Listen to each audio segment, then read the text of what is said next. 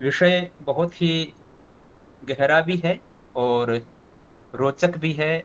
और हम सब के लिए, विशेष करके वर्तमान युग में, जिसमें कि वेद ज्ञान की परंपरा कहीं ना कहीं क्षीण हो रही है, ऐसे कालखंड में ऋषियों के ऐसे महान ग्रंथ जो हमारी वेद ज्ञान की परंपरा के प्रत्यक्ष संवाहक हैं, उनका अध्ययन करना सौभाग्य का भी विषय होता है। और जो इस सारस्वत सत्र के संवाहक मनीषी हैं, ये भी अभिनंदनीय हैं। मैं अपने विषय को रखूं इससे पहले मैं एक थोड़ी सी चर्चा एक और विषय पर थोड़ी सी रखना चाहता हूं, जो प्रासंगिक नहीं है, इस विषय से जुड़ी हुई है।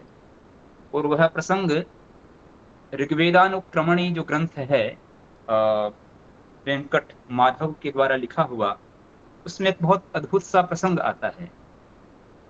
और वह प्रसंग यह आता है कि हमारी शास्त्र परंपरा का जो प्रमुख ध्येय है, वह वेद का अध्ययन करना है।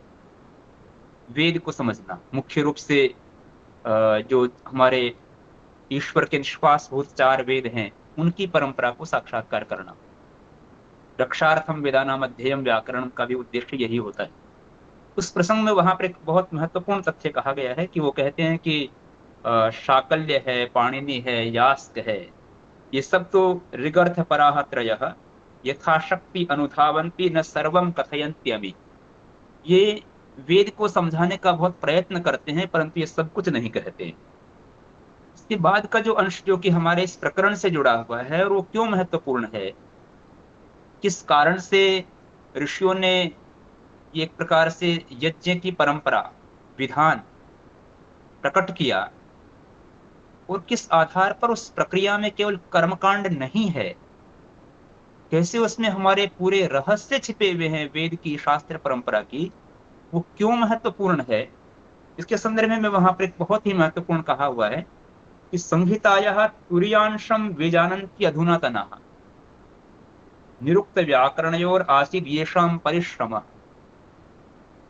जिन लोगों का व्याकरण में और निरुक्त में गहरा अध्ययन है, वे संहिता के चतुर्थ अंश को जानते हैं। इसके बाद का जो अंश है वो हमारे इस ब्राह्मण ग्रंथ के साथ में जुड़ा हुआ है कि हम वैदिक ज्ञान परंपरा के लिए इस ब्राह्मण ग्रंथ के रहस्य तक क्यों पहुंचते हैं और क्यों अपेक्षित है। तो उसमें वो कहते हैं कि अथ ये ब्राह्मणार्थानां विवेक्तारः कृतश्रमाः शब्दरीतिं विजानन्ति ते सर्वं कथयन्त्यमि। जो ब्राह्मण ग्रंथों के अध्येता जन हैं, वे ही इस बात का सामर्थ्य रखते हैं कि वो वेद की परंपरा के सर्वस्व को अभिहित कर सके। मैंने इस बात को इसलिए जोड़ा है क्योंकि हमारी परंपरा, शास्त्रों की परंपरा, कई बार हम व्याकरण पढ़ते हैं, निरुक्त पढ़ते हैं, लेकिन वहां तक पूरी नहीं होती। उसके द्वारा हम उसके शाब्दिक और अर्थ तत्व की विवेचना करते हैं, परंतु जो गहरी विवेचना है वह हमारे ब्राह्मण ग्रंथों में ही विद्यमान है। और यदि आजकल इस परंपरा का कहीं पर कोई क्षरण हो रहा है, इस कारण से हम वेद की उस सूक्ष्म रहस्य का आत्मसात नहीं कर पा रहे हैं। तो उस ब्राह्मण ग्रंथ की जो परंपरा है, उस सूक्ष्म परंपरा के अध्येता लोग समय के साथ न्यून होते रहे। लेकिन हमारा ये बड़ा सौभाग्य है कि विज्ञान भाष्य के माध्यम से एक ऐसा रहस्य शास्त्र हमारे सामने है। यद्यपि उसका पढ़ना आसान नहीं है, बहुत गहरा है, क्योंकि उनकी पंक्ति पंक्ति के अंदर अपने आप में बहुत रहस्य छिपे हुए हैं। पर उसके माध्यम से हम ब्राह्मण ग्रंथों की उस समग्र परंपरा को समझ पाते। आज का जो प्रकरण है वाक संयमन और पात्र तपन प्रतपन का, अभी विद्वज्जनों ने इसके बारे में बहुत सारे विचार मंथन रखे हैं। मैं ये नहीं चाहूंगा कि उसकी पुनरावृत्ति की जाए, यद्यपि विषय वही है, पर दो तीन विषय जो मैं यहाँ पर संवाद रूप में जोड़ पाता हूँ, वह यह कि सर्वप्रथम जब हमने कहा कि वाचम यच्छति, तो यहाँ पर ये वाचम यच्छति का जो प्रकरण है, इसमें वाणी पर संयम धारण करता है, यह एक तात्पर्य है। सामान्य रूप से यच्छ धातु जो है, उसको हम दा धातु का प्रयोग समझते हैं, और यच्छति अर्थात देता है। पर यहाँ पर वाचम यच्छति अर्थात वाणी पर संयम रखता है। इस प्रकरण से यह प्रकरण प्रारंभ होता है। वाग्वै यज्ञ है, अर्थात वाचम यच्छति का अभिप्राय यहाँ पर जो प्रमुख अभिप्राय है वह यह कि यहाँ के प्रकरण से प्रारंभ होकर के ये जो प्रकरण है हमारा, ये प्रकरण एक प्रकार से प्रारंभ हो रहा है शतपथ ब्राह्मण के प्रथम कांड के प्रथम अध्याय के प्रथम ब्राह्मण के साथ जो दूसरा ब्राह्मण है वहां से, और उसका जो समापन है यहाँ पर उसने संकल्प लिया वाचम यच्छति, अर्थात मैं मौन रहूंगा। ये मौन रहने का अर्थ है प्रमुख रूप से। अब मौन रहने का अभिप्राय क्या है, तो कहते हैं कि ये प्रकरण आगे जाएगा और ये प्रकरण आगे जाकर के जो आपका चतुर्थ ब्राह्मण आता है उसमें एक प्रकरण आता है जिसकी कंडिका संख्या है 9, और वहां पर यह पंक्ति आती है। उस प्रकरण का मुझे बहुत प्रसन्नता इस बात की है कि यहाँ पर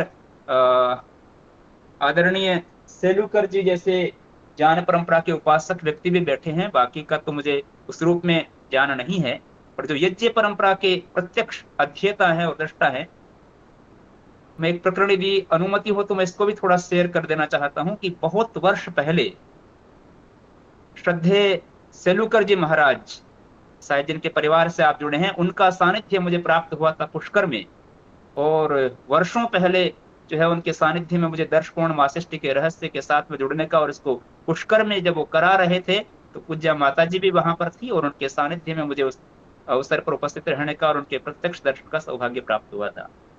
रंगनाथ सेलुकर जी महाराज, आज मैं उन्हें भी श्रद्धापूर्वक प्रणाम पूर्वक याद करता हूँ। हमारे दादाजी। जी जी, मैं समझ पा रहा हूँ। तो उस बात को मैं यहाँ पर जो कहना चाहता हूँ कि वो प्रकरण प्रारंभ होता है वाचम यच्छति, वाणी का संयम करता है, पर वह संयम कहाँ तक चलेगा, तो उसका समापन होता है यहाँ पर विज्ञान भाष्य में सत्य को प्रतिपादित किया गया है शुरू में ही। वो कहते हैं कि इसका समापन होगा जब आगे जाकर के वाग विसर्जन की प्रक्रिया प्रारंभ होगी, और वह वाग विसर्जन की जो प्रक्रिया है वह चतुर्थ ब्राह्मण में अग्नेय स्तनुरसी वाचो विसर्जनम इति यज्ञः, येन अग्नेय स्तनुर वाचो विसर्जनम, ये प्रक्रिया पहले वाक संयमन की प्रक्रिया प्रारंभ हो रही है, और वह संयम बीच में बहुत सारी क्रियाओं को करते करते करते अंत में वाणी के विसर्जन की प्रक्रिया होती है, जहां पर वो कहता है कि इसके बाद में मैं बोल सकता हूं। यह रहस्य है जिसको विज्ञान भाष्य में बहुत ही उत्तमता के साथ में प्रतिपादित किया गया है।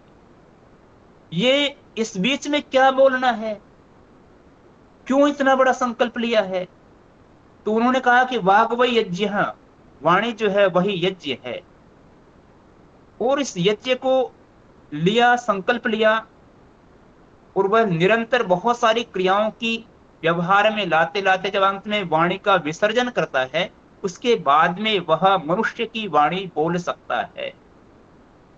इससे पहले का जो व्यवहार है उसमें आपको वेद वाक्य, वेद मंत्र तो बोल सकते हैं आप, परंतु आपको मनुष्य वाणी, आपकी अपनी वाणी का कोई शब्द प्रयोग नहीं करना है। यदि आपने कर लिया तो क्या होगा, उससे एक और रहस्य स्पष्ट होगा जो मैं आपको इंगित करना चाहता हूं कि वहां पर लिखा है कि स यदि इदम पुरा, यदि इस बीच के समय में, अर्थात जब आपने वाचम वाणी का संयमन शुरू किया और उस पूरे क्रिया को करने के बाद जब आप वाणी का विसर्जन करते हैं, उसके बीच में यदि आपने वाणी बोल ली अपनी, क्यों इतना बड़ा संकल्प लिया जाता है, तो उसका अंत में फिर कहा हुआ है कि सयदिदम पुरा मानुषीम वाचम व्याहरेत। इसका संकेत विज्ञान भाष्य में किया हुआ है। यदि वह मानुषी वाणी को बोल लेता है तो तत्र वैष्णवीम ऋचम वा यजुर्वा जपेत, उस त्रुटि के लिए, उस अक्षम्यता के लिए आपको वैष्णवी ऋचा का पाठ करना होगा या फिर यजुर्वेद के किसी मंत्र का पाठ करना। समय तो बहुत अल्प है, लेकिन इस भाव के साथ में यह प्रकरण प्रारंभ होता है। और यहां पर इस बात को विज्ञान भाष्य में बहुत ही उत्तमता के साथ में प्रारंभ किया गया है। वो कहते हैं कि इस प्रकार से कर्मणे वाम इति ये कात्यायन श्रोत सूत्र के द्वारा पात्र ग्रहण के बाद में अध्वर्यु मौन धारण करता है, अर्थात वाचम यच्छति, आगे जा करके, ये जिसका मैंने आपको संकेत किया उस पंक्ति के साथ में, तो कहते हैं आगे जा करके, ये आगे जा करके जो है वो यही है जिसका मैंने आपको संकेत बताया चतुर्थ ब्राह्मण के अंदर, नवम कंडिका के अंदर, वहां पर हविष्कृत आह्वान नामक कर्म का आरंभ होने वाला है। यहां से प्रारंभ होकर के, अर्थात वाचम वाणी का संयमन से प्रारंभ होकर के, और वो जो हविष्कृत आह्वान जो चतुर्थ ब्राह्मण के साथ इस बीच में जो कालखंड है, उस मंत्र पर्यंत वाणी के अतिरिक्त कुछ नहीं बोल सकता। जिस कर्म में अध्वर्यु को मंत्र बोलना पड़ेगा, उसी समय में वह वाग विसर्जित करेगा। ये जो वाग विसर्जित है वो उसी कंडिका का संकेत है जिसको मैंने आपके समक्ष रखा। शेष समय में वह सर्वत्र मौन रहेगा। और यदि वह भूलवश बोल देता है, ये पंक्ति ध्यान देने की है, यदि वह ध्वर्यु भूलवश कहीं पर बोल देता है तो उसे समय ही वैष्णव मंत्र बोल करके प्रायश्चित करना होगा। ये वह गहरा अर्थ है जो शतपथ ब्राह्मण के इस कर्मकांड के प्रारंभ से और वाग विसर्जन की जो क्रिया है उसके बीच में प्रारंभ होता है। अब यहाँ पर मोतीलाल शास्त्री जी ने इस विज्ञान भाष्य में जो रहस्य रखे हैं वो अपने आप में बहुत अद्भुत हैं। आपने कहा वाग्वय यज्ञ है, वाणी यज्ञ होती है। इस वाणी के यज्ञ के लिए बहुत सूक्ष्मता के साथ में बातें रखी गई है। वो कहते हैं कि वाणी क्यों यज्ञ, क्योंकि वाणी के माध्यम से ही सारी चीजें प्रकट होती हैं। और वो कहते हैं कि ये हम जो वाणी बोल रहे हैं, यह वाणी मूल रूप से अग्नि का स्वरूप है। इसी आधार पर अग्निर्वाग भूत्वा मुखम प्राविशत यह कहा जाता कि जो वाणी है ये केवल वाक नहीं है, यह अग्नि है। और यह अग्नि ही, यज्ञाग्नि ही वाणी बनकर के मुखम प्राविशत, मुख में प्रवेश करती है। यहां पर बहुत अद्भुत अर्थ किया है। वो कहते हैं कि जो जितना अधिक बोलता है उसका मन उतना अधिक निर्बल हो जाता है। इस ध्यान को आप समझिए, ये केवल कर्मकांड तक सीमित नहीं है, हमारे व्यवहारिक जीवन के हर प्रक्रिया के साथ में जुड़ा हुआ है, समाज के साथ में जुड़ा हुआ है। इसको विज्ञान भाषा में बहुत ही अद्भुत तरीके से लिखा हुआ है। जो जितना अधिक बोलता है उतना उसका मन निर्बल हो जाता है, क्योंकि वाक बिना प्राण के नहीं रहती एवं प्राण बिना मन के नहीं रहता। जो मितभाषी है वे अधिक मनस्वी एवं विचारशील होते हैं। मौन से वाक का व्यय नहीं होता और वह प्रवृद्धा मन की वृद्धि को लेते हैं, उन्हें मुनि कहा जाता है। ये रहस्य है जिसको कि विज्ञान भाष्य में प्रकट किया है। क्योंकि मौन रहने की संकल्पना जो है वो आपको जीवन में सिद्ध बना देती है। और इसलिए कहा वाचम यच्छति, अर्थात वाणी के संयम को धारण करता है। वाग्वय यज्ञ है, ये वाणी ही वास्तव में यज्ञ है। और यज्ञ जब करना, यज्ञ जब करना तो उसकी एक प्रमुख जो पणबंध है, शर्त है, वो क्या है? अविक्षुब्ध यज्ञम तनवई, यज्ञ के समय में क्षोभ नहीं होना चाहिए। आपका अंतर्मल निर्मल हो, आपके मन के स्तर पर आप में शांति का भाव हो, तो आप यज्ञ कर रहे होते हैं। यदि मन के स्तर पर और व्यवहार नहीं है, मन में आप अशांत हैं, और जैसा कि उन्होंने बताया कि वाणी का जो प्रयोग है, उस वाणी के प्रयोग को जितना जितना व्यक्ति कम करता है, शांत रहता है, उतना उतना उसका मन मजबूत होता है, प्रबल होता है। और इस प्रबलता की सिद्धि के लिए हम जो है अविक्षुब्ध होकर के यज्ञ का विस्तार करें, इसके लिए वह वाणी के द्वारा मौन को धारण करता है।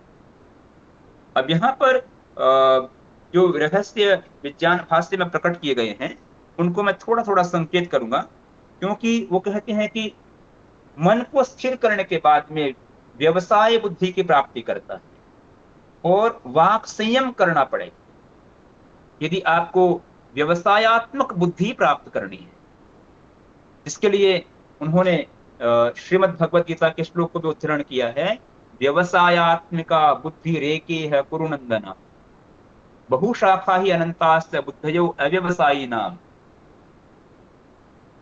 जो बुद्धि एकत्व वाली बुद्धि होती है वह व्यवसायत्मक होती है।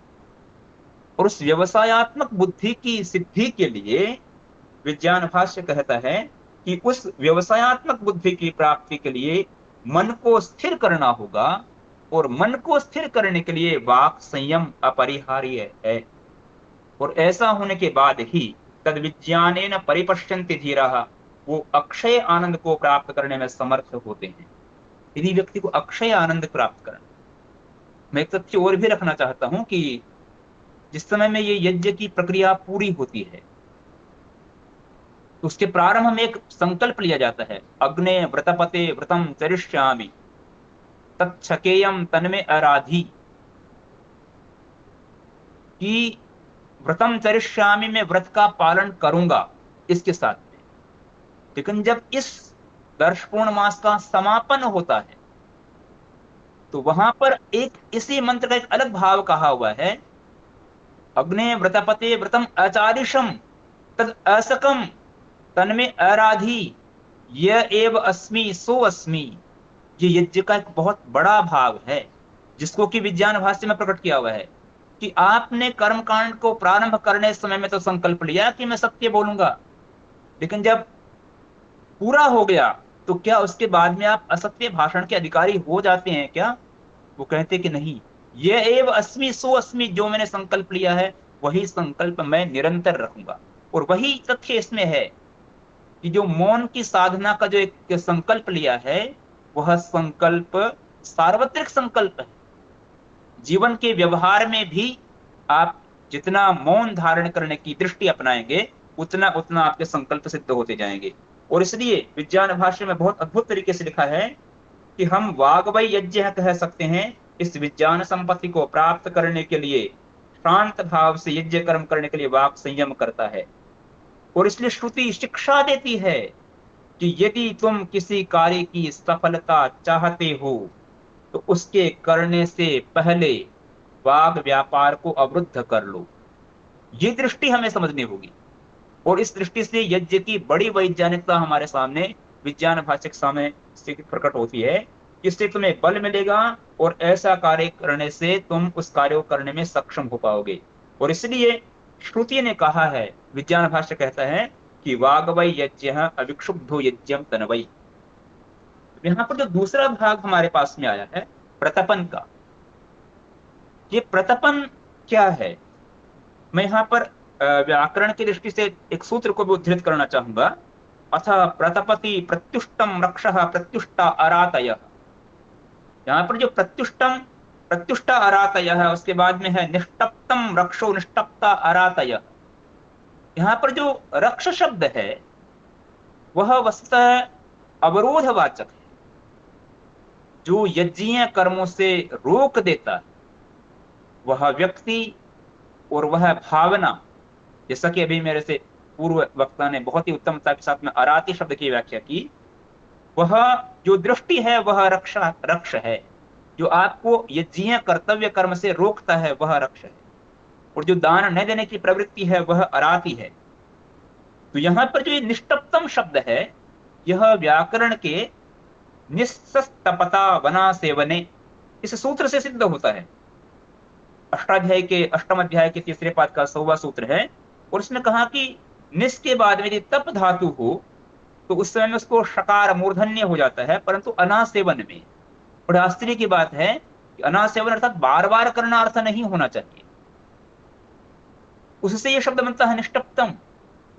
लेकिन वहां पर काशिकाकार ने प्रश्न उठाया कि यदि बार बार करने का अर्थ नहीं है तो फिर ये निष्टप्तम रक्षः निष्टप्ता अरातयः इसके अंदर कैसे सिद्ध होगा, क्योंकि यहाँ पर तो पुनरावृत्ति है।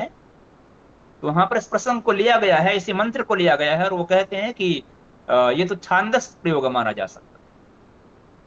यहाँ का जो प्रकरण है इसको हमें ध्यान से समझना होगा कि निष्टप्तम रक्षः निष्टप्ता अरातयः देवा अद्भुत है, क्योंकि जो मैंने आपको एक शुरू में जो बात रखी थी कि व्याकरण और निरुक्त के अध्ययन से वेद मंत्र का एक खास तरह का अर्थ समझ में आता है, परंतु उसके पूर्णार्थ की अनुभूति के लिए जो ऋषियों ने प्रत्यक्ष किया था उसको समझने के लिए ब्राह्मण ग्रंथों का अध्ययन अपरिहार्य है, क्योंकि उन्होंने उन मंत्रों के गहरे अर्थों को शास्त्रों के यज्ञीय प्रक्रिया के द्वारा प्रकट किया है। देवा हव यज्ञम तन्वानाः, अब यहाँ पर जो तनवान शब्द है यह बहुत रहस्यपूर्ण है, और इसके रहस्य को विज्ञान भाष्य में जितनी उत्तमता से प्रकट किया है वो हमें समझना चाहिए कि वस्तुतः जो देवता शब्द है जिसे हमने कहा, विज्ञान भाष्य ने इस रहस्य को प्रकट किया कि देव और देवता ये अपने आप में एक नहीं है, पर्यायवाची नहीं है, और वास्तव में ठीक है ये बात। यद्यपि व्याकरण अष्टाध्यायी कहती है कि देवा तल स्वार्थ में प्रत्यय होता है कि देव एव देवता, जो देव है वही देवता है, परंतु हमारी शास्त्र परंपरा उन दोनों के बीच में भेद करती है, और वो भेद यही है जिसको कि तन्वानाहा कहा है। तन्वानाहा अर्थात वहां पर जो देवता का जो ता है वह तल प्रत्यय नहीं है, वो तनु धातु से सिद्ध हुआ है, जिससे कि देवता है। अर्थात जब देव लोग यज्ञ का तनु करते हैं, विस्तार करते हैं, तो वो देवता के साथ में जुड़ जाते हैं, उससे पहले वो देव होते हैं। यद्यपि इसके बारे में बहुत कुछ कहने की आवश्यकता, मैंने इंगित मात्र किया है। तो देवा वै यज्ञम तन्वाना, देव लोग जब यज्ञ कर रहे थे। अब यहाँ पर एक और भी चीज जो सामने आ रही है इस भाष्य के माध्यम से, कि जब आप यज्ञ करते हैं तो आप सामान्य व्यक्ति नहीं रह जाते, आप यज्ञ की प्रक्रिया प्रारंभ करते ही आप में भी एक देवत्व आ जाता है। और इसलिए देवा वै यज्ञम तन्वाना, जब देवताओं ने यज्ञ प्रारंभ किया था तो व्यक्ति आज भी ऐसा ही है। हम जब भी कभी कोई अच्छा संकल्प लेते हैं तो हमें उस संकल्प से पहले मंगलाचरण करते हैं, हम कोई शुद्धि का व्यवहार करते हैं, या हम कोई उसके लिए प्रारंभ में कोई बहुत जगह पर आपने देखा होगा अलग अलग मंत्र का पाठ कराया जाता है कि वो असुरों से और राक्षसों से आसंगात विभयान चक्रु, ये विज्ञान भाष्य है। सचमुच जैसा नाम है वैसे ही इसकी सार्थकता है। इन्होंने प्रकट किया है कि देव और देवता में क्या अंतर है, और यहाँ पर असुर और राक्षस ये दो भी यद्यपि हम पर्यायवाची मानते हैं, लेकिन ये वस्तु असुर शब्द जो है वह एक अलग अर्थ को देता है। सुर का अर्थ होता है देवता, और असुर शब्द का अर्थ होता है जो देव का विपरीत है, ये एक अर्थ है। लेकिन असुर अपने आप में भी एक स्वतंत्र शब्द है जिसका अर्थ होता है असुसु रमते इति असुर, जो केवल प्राण में ही रमता है, जो केवल इंद्रिय भोगों के अंदर रमण करता है, वह असुर होता है। और इसलिए ये दो ऐसी विपरीत स्थितियां हैं जो व्यक्ति को यज्ञ कर्म से रोकती हैं। जिस समय में आपकी प्रवृत्ति सुखानुगामी हो जाएगी या आपकी मन प्रवृत्ति राक्षस प्रवृत्ति हो जाएगी, तो आप आसंगात, उनके आसंग से आप जो है भयभीत हो जाएंगे, अपने आप को आक्रांत करेंगे। तो यही रहस्य है, अद्भुत रहस्य है कि तब यज्ञ मुखादेव, जिस समय में हम अपना कर्म प्रारंभ करें, या प्रतीक्षा न करें कि हम कुछ समय तक यज्ञ कर लेंगे और उसके बाद में कोई राक्षस आएंगे उनको भगा दिया जाएगा। नहीं, ये स्वाभाविक है कि जब भी आप कोई अच्छा कर्म करते हैं तो उसके पहले ही आने वाली आशंकाओं का निवारण कर दें। और उसके लिए लिखा है कि यज्ञ मुखादेव, यज्ञ के मुख से ही नाष्ट्रा रक्षांसी अतो अपहंती, नाष्ट्रा और राक्षसों को नष्ट कर देते। यहाँ पर विज्ञान भाष्य को आप देखिए, चमत्कृत हो जाएंगे। उन्होंने इतना सुंदर लिखा है औपनिषद पुरुष का वर्णन करते हुए कि सर्वेश्वर प्रजापति, उनके तीन विवर्त होते हैं, आत्मा ब्रह्म यज्ञ, ये सभी विज्ञान है। उसके अंदर जो ब्रह्म है वो आत्मा एवं यज्ञ का मौलिक तत्व है, और यज्ञ जो है वो यौगिक तत्व के रूप में प्रकट होता है। इस ब्रह्म के मौलिक तत्व के समाधान के बिना, समझे बिना यज्ञ के वितान को नहीं समझ सकते। यह रहस्य विज्ञान भाष्य में प्रकट किया हुआ है। वे लिखते हैं कि यदि आपको यज्ञ को समझना होगा तो यज्ञ के मूल के अंदर ब्रह्म विज्ञान को समझना होगा, और वह ब्रह्म विज्ञान जो है उस संहिताओं का भाग है। और उसके बाद में यहाँ पर देवता, असुर और राक्षस, इन तीनों के स्वरूप को समझने के बारे में भी बहुत विस्तार से विज्ञान भाष्य में प्रकट किया गया है। और जो मंत्र उद्धृत किए हैं, अर्थकामेषु असक्तानां धर्मज्ञानं विधीयते, धर्मं जिज्ञासमानानां प्रमाणं परमं श्रुति, ये तो अपने आप में अद्भुत हैं। जो देव और देवता के बारे में अभी पूर्व वक्ता ने जो है इसके बारे में चर्चा की थी, वो बहुत ही गंभीर चर्चा है और उसको बहुत विस्तार के साथ में विज्ञान भाष्य में लिखा गया था। मैं उस प्रकरण को अभी यहाँ पर उसका परित्याग करता हूँ। विशेष करके निरुक्त के आधार पर भी आपने बहुत उत्तमता से इस विषय को वर्णन किया है। खास करके निरुक्त के आधार पर जो आपने वर्णन किया है, उसमें आपने लिखा है कि निरुक्त के अंदर जो है 3 प्रकार के देवों का स्वरूप बताया गया है। पुरुषविद है, अपुरुषविद है एवं उभयविद। क्या देवता पुरुष के प्रकार के हैं? तो उसके बहुत सारे प्रमाण दिए गए हैं। कुछ आचार्यों ने कहा कि नहीं, पुरुषों के समकक्ष नहीं होते, उसके भी प्रमाण दिए गए हैं। लेकिन आपने उद्धृत किया है और उसके बाद में इस विषय को विस्तार से रखते हुए प्रतिपादित किया है कि निरुक्तकार अंतिम रूप से उभयविद के साथ में इसका समापन करते हैं। ये दृष्टि निरुक्तकार की दी है। तो निरुक्तकार की दृष्टि देने के बाद विज्ञान भाष्य के रचयिता माननीय शास्त्री जी ने अपना एक अर्थ दिया है जो उनका मौलिक दृष्टि है। और इसलिए हमें यह समझना चाहिए कि वस्तु बहुत अपेक्षा है आज के समय में भी कि शास्त्रों की अध्येताओं की एक परंपरा हमें चाहिए, पर साथ साथ में उस परंपरा के नवीन तथ्यों को प्रकट करने वाली भी परंपरा चाहिए। और इस विज्ञान भाष्य को देख करके यह प्रसन्नता इसलिए बढ़ जाती है क्योंकि जहां पर ये शास्त्र के उस रहस्य का हमारे समक्ष प्रकटीकरण करते हैं, उसके साथ साथ में नवीन दृष्टि भी देते हैं। और मैं उस दृष्टि को यहां पर रखना चाहता हूं कि आपने लिखा है कि वैदिक विज्ञान भवन का, ये शब्द अद्भुत हैं, वैदिक विज्ञान भवन का निरीक्षण करने के बाद हमें 8 प्रकार के देवताओं की मूर्तियों के दर्शन करने का सौभाग्य प्राप्त होता है। और इस आधार पर हम कहते हैं कि 8 ही प्रकार के देवता मान रहे हैं। उन 8 देवताओं का स्वरूप भिन्न भिन्न प्रकार से बतलाया जा सकता है। उन अनेक प्रकारों में से एक प्रकार यह भी हो सकता है।